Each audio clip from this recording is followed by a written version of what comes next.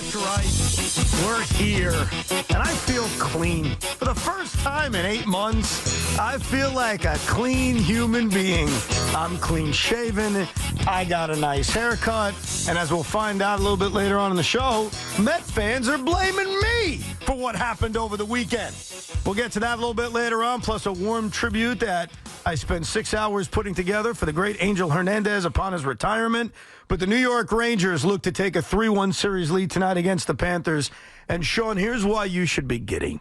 Here's why you should be excited. And by the way, Tiki's in Iceland. He's back tomorrow. All right, so we missed Tiki. Tiki will be back. He's boarding a plane from Reykjavik, and he's coming back to the good old U.S. of A. Is that the real city? It's something like that. Okay. Reykjavik. Your hockey team is up 2-1. Your hockey team has authored a script this season in which you have set the record for the most comebacks ever in an NHL season when you combine regular season and postseason. Your hockey team has won 4 games in overtime. Your hockey team is getting help from their third and fourth line. Your hockey team hasn't scored on the power play yet in the conference finals. Your hockey team has one of the great defensemen in the sport playing on one leg. Your hockey team, for the most part, has been outplayed, and yet you're up 2-1 on a team that went to the Cup Finals last year. All of that is why, as a Ranger fan, you should be very, very giddy today. Well, first of all, I am very giddy. Anytime you're about to play a conference final game where you are 2 wins away from making the Stanley Cup, those don't come around. Say it again. 2 wins away from what? Wins away from a trip to the Stanley Cup. We are sitting here on May 28th with the guarantee that, at least for one night, the Rangers will be playing June hockey this year. However, we need to stop this narrative that the Rangers are lucky. We should just be so happy that they've got nothing out of this one and that one, and they're up 2-1. The idea and the over-explanation now over the entire weekend in 2 games that this Ranger team has been severely outplayed and how fortunate they must be to be 2 games up here or 2-1 up is insane. It's mind-boggling, and it really makes me wonder, is anybody watching these hockey games? Well, hold on 1 second. I want to make something very, very clear to you and to every Ranger fan out there, because I think what I'm about to tell you is respectful. I mean, the New York Rangers are 2 wins away from the Eastern Conference Finals. The New York Rangers are a team with a legitimate chance to win the Stanley Cup. I don't care what the odds makers say. Let's specifically look at Sunday's game. Okay. They were grossly outplayed. Period. Stop. No, disagree. Yes, they were. Disagree. They were outplayed, but they won. And by the way, it doesn't matter that they were outplayed. Like, here's the beautiful thing about hockey. It doesn't matter. That's why it's a good thing. That's why I look at this all as positives, because their power play is better than the way they've played. Their star players are better than the way they've played. They're better than the way they've played, and they're up 2-1. That's a good thing, bro. Well, if the argument is from a lot of the Rangers star players, we have yet to see their A game in this series, if that's the argument, I'd live with it. Well, it's a part of the big argument. They haven't played that well, and they're up 2-1, and they've been outplayed. Here's the biggest problem with that, okay? Suddenly, out of nowhere, and I've watched hockey my entire life, on Sunday, I'm sitting there watching the game with a few people, and the stat keeps coming across. Shots taken, shots attempted. Yeah. And, the first time a team that's taken that many shots or attempted that many shots. I don't know, Evan. Every time shots attempted has been a stat, has been never. It's about shots on goal or real chances. Just because Florida's peppering, wrist shots in from the point and finding a way to fight through traffic doesn't mean they're outplaying the Rangers on chances. In fact, there was this stat after the game. The Rangers had high danger shots on goal advantage of 10-8. So who had better opportunities to score in that game? Was it the Rangers or was it the Florida Panthers? I'll make it simple for you. I'll make it very, very simple for you. Before this series started, we were talking big, especially from my nephew, about Bob.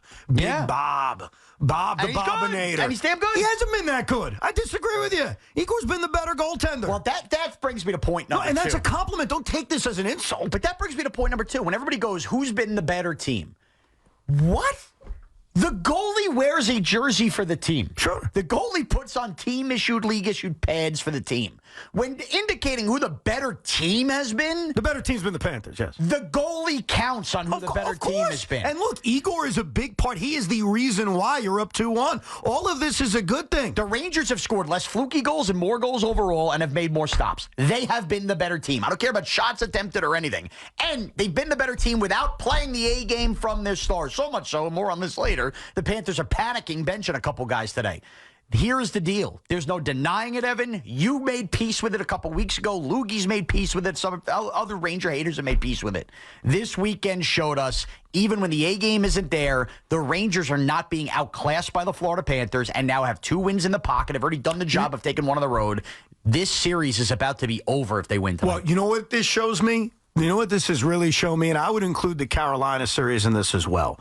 So the New York Rangers, to many Ranger fans, have been, quote, disrespected. Have been. By the fact that they were underdogs against both Carolina and Florida. And a lot of the charts and graphs have shown, well, the Hurricanes are a better team. The Panthers are a better team, even though the results of an 82-game regular season, while close, told you something different. Watching these 9 games, the 6 against Carolina, the 3 so far against Florida, I walk away, and this is a compliment. You're going to take it very, very personal. I can see it in your eyes. But you really should take this as a compliment. You walk away from most of those games thinking, wow, the opponent, Carolina for the first 6, Florida for the last 3, they're better. They're outplaying them, yet. Here's the yet, and this is the best part. Yet the Rangers are finding ways to win on a nightly basis. Remember the beginning of the Carolina series when they built that 3-0 lead? Yeah. Well, it's been a lot more even than that. It's been Absolutely. right. And it doesn't matter because the Rangers keep finding ways to win. Alex Wenberg is scoring a game-winning goal in overtime. That's all that matters. You're right. In the end, that's all that matters. And by the way, So don't get upset. But I don't think it's a matter of, like, the Rangers have outclassed the Panthers. I think you are watching an Eastern Conference final that has been as evenly matched as humanly possible, when including the goaltender, evening things up. And the idea that suddenly we're moving goalposts on shots attempted matters. No, it's not moving the goalposts, but it is moving the goalposts. And also, by the way, we entered the playoffs and we entered the Carolina series with anybody trying to deny the Rangers and make them underdogs saying this. You know, they're not good 5-on-5. They're only good with the power play. And what's happened in this series? They've sucked on the power play. Sucked on the power play, and they're kicking ass 5-on-5. Yeah. I'm taking names. No, that's the compliment. Why are we changing what matters? No. What we're doing is simply saying, and they've shown this throughout this postseason, is that they're going to beat you a million different ways. Right. It's a part of why ultimately I agree with you. I begrudgingly agree with you, but I have felt this way for a few weeks now. This team is different. Right. This team's going to find a way to win a Stanley Cup. But when you look at Sunday's game, and I had the debriefing with my sister and nephew and brother-in-law about it as well. Oh, any panic buttons being pressed yet? They're very nervous. How was walking out of that building for young Gavin? It wasn't good. No? Did he stick around for a Kreider stick? Wow. No, he got the hell out of there. Okay, good. Good boy. But the debriefing said this, and this is the frustrating part if you're a Panther fan or a Ranger hater, Islander fans and Devil fans. You walked away from Sunday afternoon's game saying, how the hell did the Panthers not win that game? Not me. That's the feeling I had. How the hell did they not win that game? And here's how. Igor Shesterkin and the Rangers continue to find a way. It's been the model of this postseason run.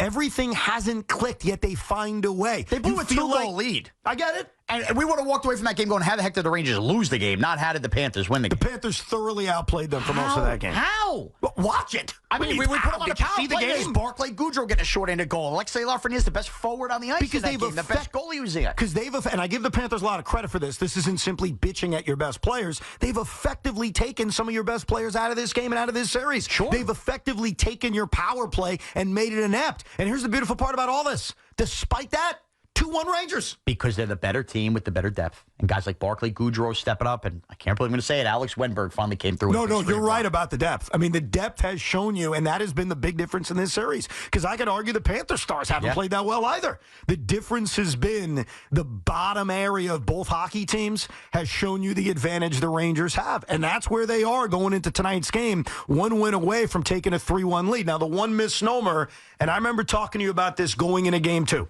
So I gave this to you even down 0-1, and I'll say this up 2-1.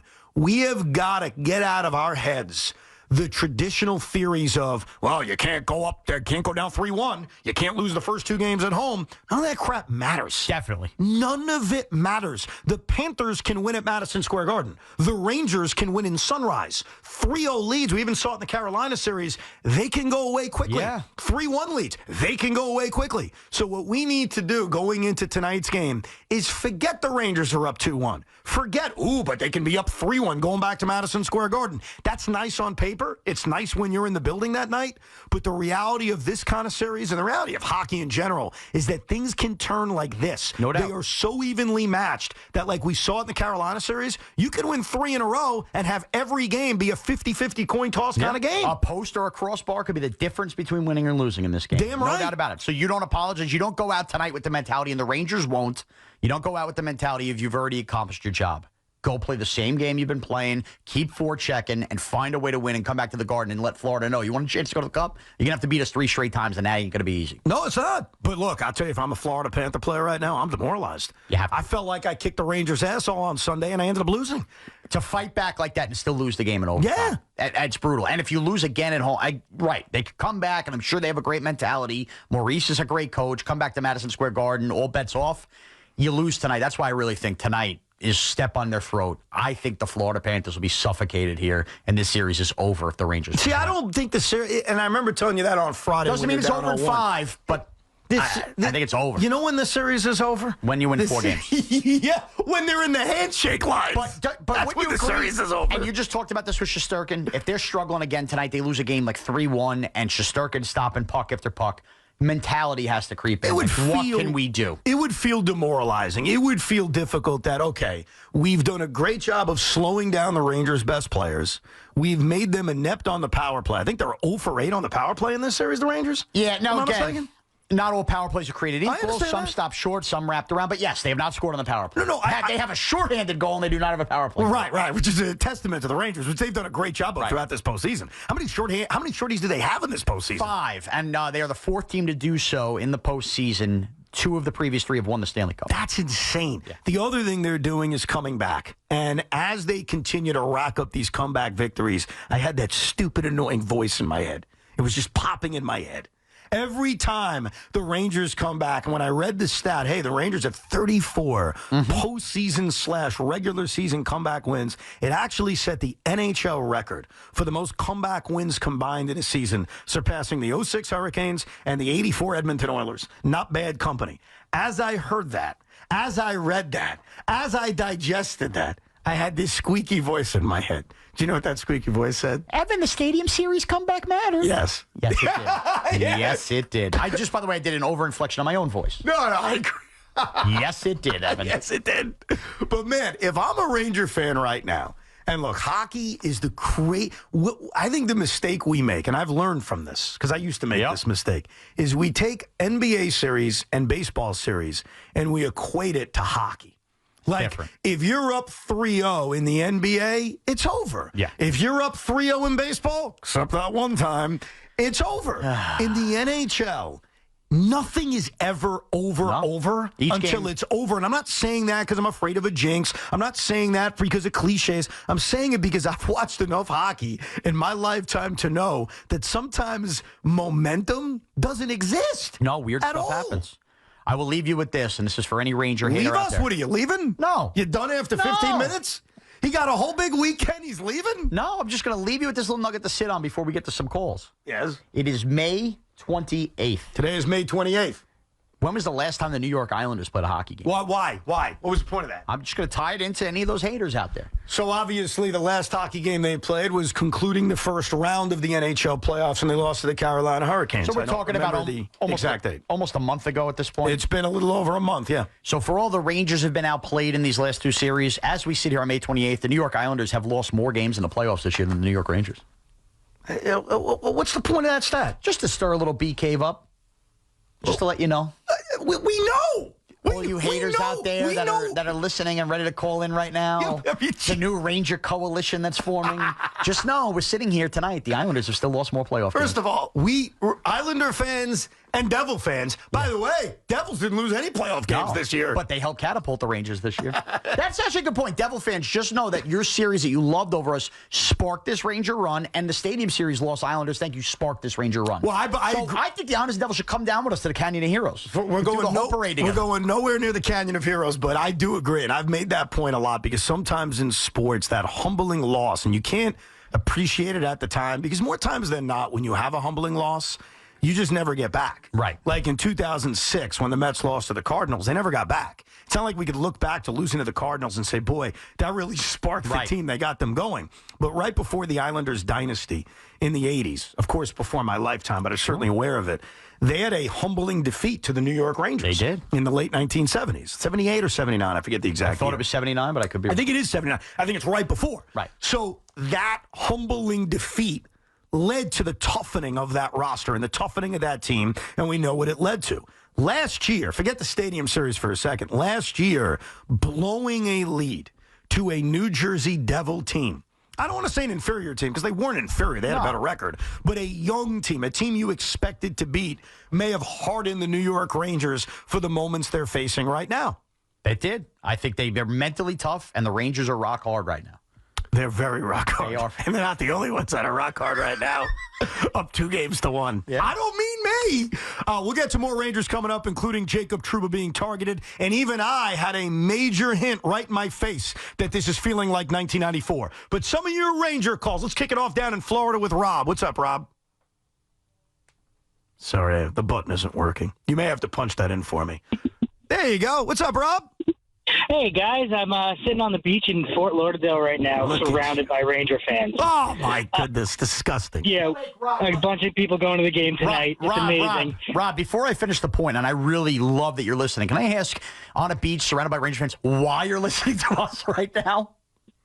What was that? I'm sorry. Never mind. I mean, what kind of dumb question is that, Sean? Because when you're on a beach, what do? You relax and you listen to WFAN. Of course, Yeah, I'm excited for the game tonight. All right, there you go. What a jackass this guy is. Not you, Rob. Sean. Go ahead. I'm sorry. I was just hearing you guys talk about Trouba a little bit there. The best thing that could happen tonight is Trouba throwing another elbow and getting ejected from the series. He is such a millstone around this team's neck. I mean, watching Sunday's game, the words 2014 and 2015 passed in front of my head, just petering by in goals and not dominating the team. Because, I don't know, almost every goal the other team lets up happens to be when Jacob Trouba's on the ice.